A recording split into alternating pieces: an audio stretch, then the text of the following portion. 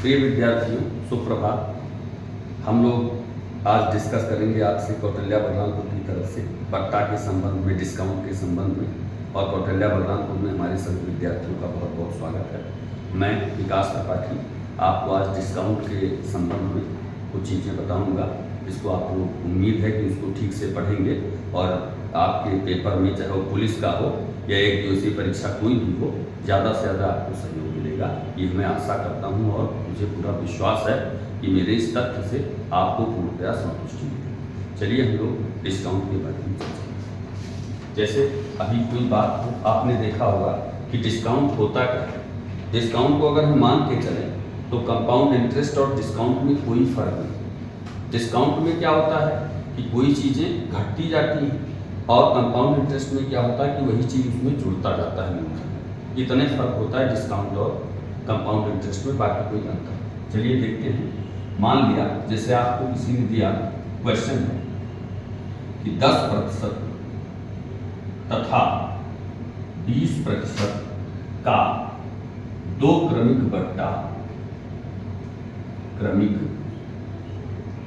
बट्टा किसके समतुल्य है, किसके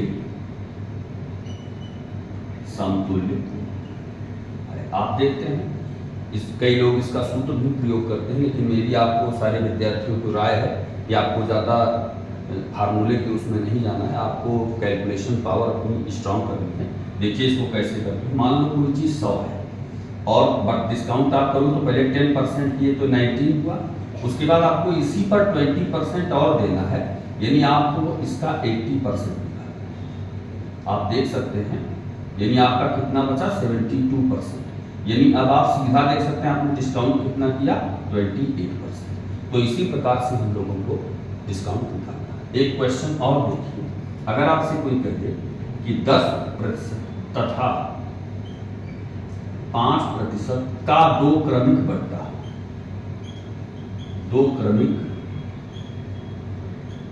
बट्टा किसके बराबर है।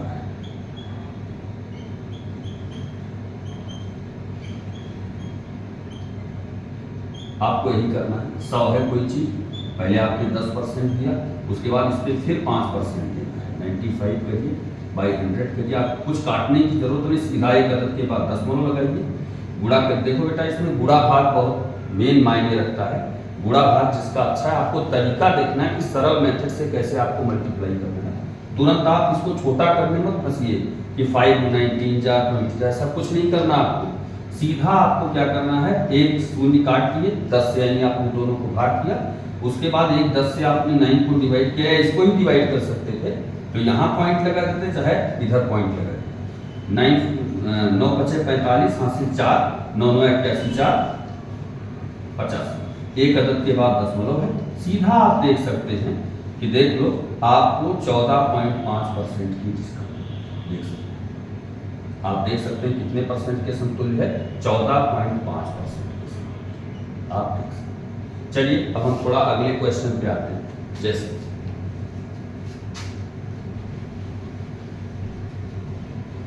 अभी आपको कोई प्रश्न दे कि 500 रुपये अंकित मूल्य वाली वस्तु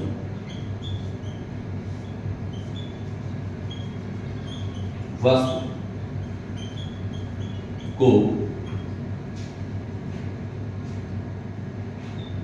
10% तथा 20% की दो क्रमिक छूट के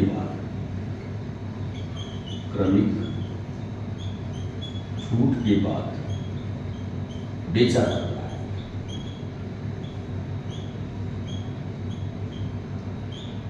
तो वस्तु का विक्रय मूल्य क्या है। आप कोई चीज देखना, बड़ा नॉर्मल क्वेश्चन है। चलिए देखते हैं। मान लो 500 है, आपको बहुत लंबा चौड़ा नहीं करना है, शॉर्ट मेथड में करना है। 10% की छूट देते हो तो चाहे इसको 90% निकाल दो और चाहे इसका 10% निकाल दो इसमें घटा लो, चाहे इसमें घटा लो 50 और चाहे इसका डायरेक्टली 90% निकाल। तो 90% अगर निकालते हो तो 450 होता है, और चाहे इसका 10% निकाल के 50 500 में सब्ट्रैक्ट कर दो तो भी आपका 450 आएगा। अब बात आती है अगला क्या है, आपको 20% का डिस्काउंट इस पर देना है, तो या तो इसका 20% निकाल के इसमें घटा लो, और या फिर सीधा इसका 80% निकाल दो। काट दिया आपने, 8 पंचे 40, 4 8 चौ 32, 4 36। आप देख रहे हैं कि 360 में आपने बेचा और पहले सामान था कितने का, 500 का, इसके मतलब आपने छूट दिया, कितने की छूट दिया, 140 रुपये, वही आपको ठीक है, 140 की छूट दिया। अब ये हो गया आपका सेलिंग प्राइस। तो आपको सेलिंग प्राइस बताना था, मान लो कोई छूट भी पूछ रहा है तो भी आप बता सकते हो, 500 उसका अंकित मूल्य था, 360 में बेचा, इसके ऊपर आपने 140 छोड़ दिया, और अगर कोई सेलिंग प्राइस पूछता है तो सेलिंग प्राइस आपका 360 है। इसी प्रकार से आपको क्वेश्चन सॉल्व। अब थोड़ा सा आगे होगा, जैसे मान लो आपसे कोई प्रश्न पूछता है किसी वस्तु का, हम एकदम छोटे क्वेश्चन से आपसे चर्चा कर रहे हैं, बड़ी भी चर्चा की जाएगी, लेकिन आज हम आपको थोड़ा सा अल्प समय दे पाएंगे। किसी वस्तु के अंकित मूल्य को क्रय मूल्य से 20% या 40% बढ़ाकर रखा गया तथा 20% के छूट की घोषणा की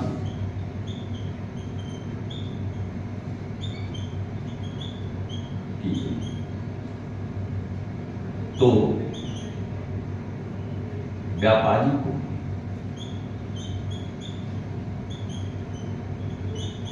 प्रतिशत लाभ क्या, जाहिर सी बात है, आप देख सकते हैं कि भाई कॉस्ट प्राइस होता है, सेलिंग प्राइस होता है, मार्क प्राइस होता है। तो हमें देख सकते हैं कि जो सेलिंग प्राइस है ये कॉस्ट प्राइस और मार्क प्राइस के बीच की कड़ी है। भाई अगर लाभ हानि की बात आएगी तो हम कॉस्ट प्राइस से तुलना करेंगे, छूट की बात आएगी तो हम सेलिंग प्राइस की मार्क प्राइस से तुलना करेंगे। मान लेते हैं कि 100 था कॉस्ट प्राइस, अब बढ़ाकर अंकित करना है 40%, ध्यान से देखिएगा, क्रय मूल्य से, तो इससे 40% आपने बढ़ा दिया, हो गया 140।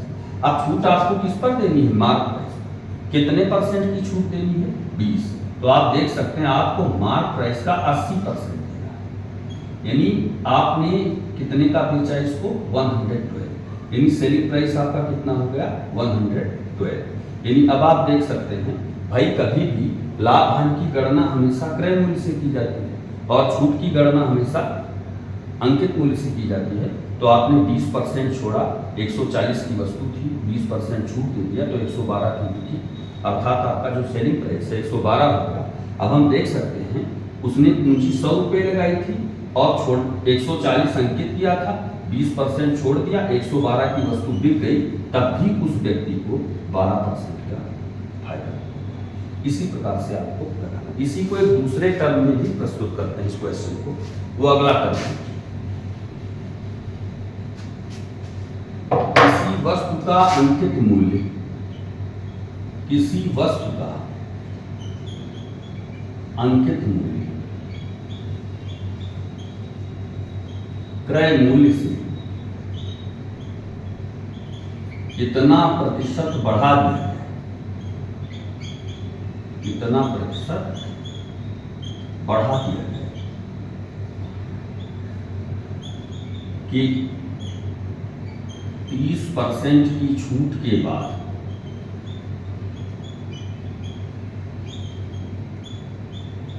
बाद भी 12% का लाभ बढ़ा।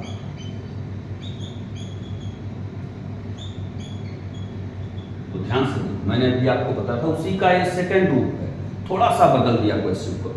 आप देख सकते हैं 3 चीजें याद रखिए, cost price, selling price, mark price. आपको दिखाना है कि भाई क्रय मूल्य से कितना परसेंट बढ़ाया जाए, तो अब देख लो यहाँ पर 12% के लाभ की बात कर रहा है, तो जाहिर सी बात है, मान लो 100 आपका कॉस्ट प्राइस है। अच्छा, जो बेचेगा तो 12% का लाभ पाएगा, इसके मतलब वो वस्तु 112 में बिकी होगी। अब जाहिर सी बात है, बिकी कब? जब 30% का छूट मिला। इसके मतलब जो इसका मार्क प्राइस था उससे 30% घटा दिया, अर्थात जो आपका सेलिंग प्राइस 112 है, ये मार्क प्राइस का 70% है ये चीज। तो मार्क प्राइस का 1% कैसे निकलेगा? 112/70 गुणे 100, 0 काट दिया, 116। आप देख रहे हैं 160 आ गया आपका। यानी जाहिर सी बात है कि क्रय मूल्य से अंकित मूल्य आपने 60% बढ़ा दिया था, तब जाकर के आपका जो है, आपको आपने 30% की छूट दी और उसके बाद भी आपको 12% का फायदा होगा। चलिए इसी टर्म में अगला टर्म है,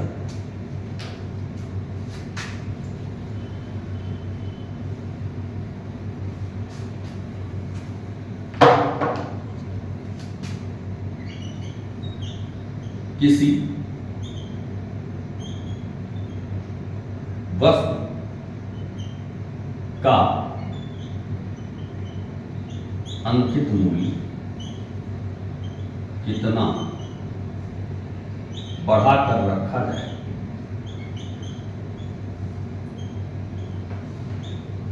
जाए कि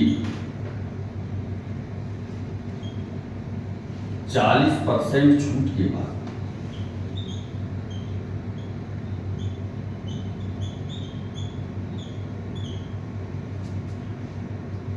दस % की हानि हो जाए।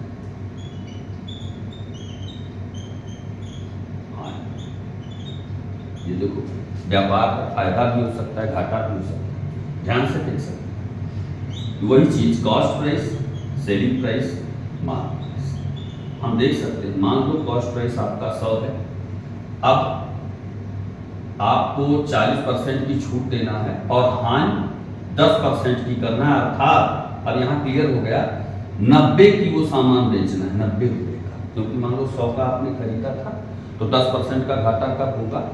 आपकी पूंजी से, यानी 90 रुपए का बिकेगा। और ये 90 रुपए का कब बिकेगा? जब 40% की छूट दे दी जाएगी। कितने परसेंट की छूट?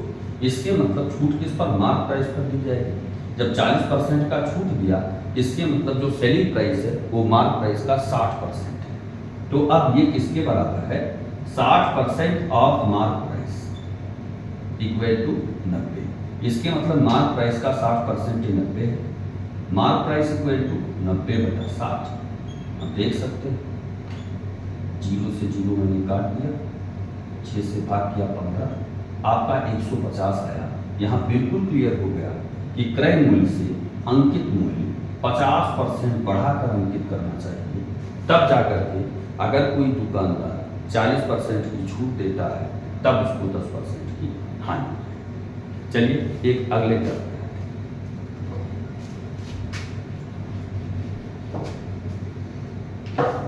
₹300 क्रय मूल्य वाली वस्तु, 300 रुपये क्रय मूल्य वाली वस्तु का अंकित मूल्य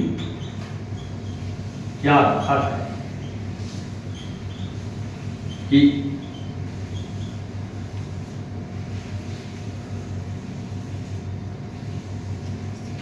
क्या रखा है कि 10% की छूट के बाद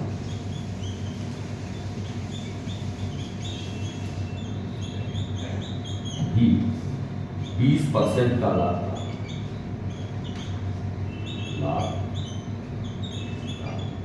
हमेशा रट के नहीं लगाना है कोई क्वेश्चन। देखिए आप कंपटीशन की तैयारी कर रहे हैं, बिना व्यवहारिकता लाए हुए कंपटीशन इतना आसान, आप देख रहे हैं कितना प्रतियोगिता बढ़ रहा है, कितने बच्चे अप्लाई कर रहे हैं, कितने लोग इम्तहान दे रहे हैं। इसको ध्यान में रखते आपको इस मैथ को व्यवहारिकता में आप देख रहे हैं। कॉस्ट प्राइस आपका दिया हुआ है 300, यहाँ सेलिंग प्राइस और मार्क प्राइस। कंडीशन ये है कि 10% की छूट के बाद 20% का लाभ। तो देखो कि सामान बिका भाई, 20% का लाभ प्राप्त हुआ, तो देखो जाहिर सी बात है इसका पहले 20% निकाल दो, पता लगा 60 रुपए का फायदा हुआ तो 300 तो पूंजी लगाया था, 60 का फायदा हुआ, इसके मतलब ये वस्तु 360 में बिकी थी। अच्छा, ये बिकी कब? जब 10% का छूट दिया गया, इसके मतलब मार्क प्राइस पे 10% छोड़ा गया, तब जाके 90% सेलिंग प्राइस हुआ। यानी जो सेलिंग प्राइस है वो मार्क प्राइस का 90% है। तो 90% of mark price equal to 360 यानी 360। मार्क प्राइस आपका क्या हो गया? 360/90 गुणे 100, जीरो काट दिया, 9 4 400 रुपये आपका मार्क प्राइस होना चाहिए। 300 की वस्तु है, अगर आप 400 रुपये मार्क प्राइस रखेंगे तो 10% की छूट देने के बाद आपको 20% का लाभ प्राप्त होगा। आज के लिए इतना ही, धन्यवाद।